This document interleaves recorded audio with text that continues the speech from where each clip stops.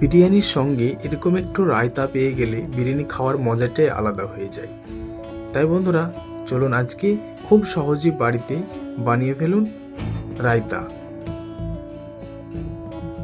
আমরা নিয়েছি গাজর কুচি, শসা কুচি, টমেটো কুচি, একটু কাঁচা লঙ্কা কুচি এবং পেঁয়াজ কুচি আর ধনিয়া কুচি। তারপরে আমরা একটা বাটিতে নিয়ে নেব টক দই। টক দইটাকে ফেটিয়ে নিতে হবে, তারপরে বাটিতে দিয়ে দিতে হবে।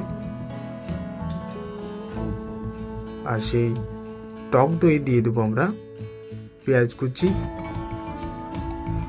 কাঁচা লঙ্কা কুচি, টমেটো কুচি, আর দিয়ে দেবো গাজর কুচি, শসা কুচি আর ধনিয়া পাতা কুচি।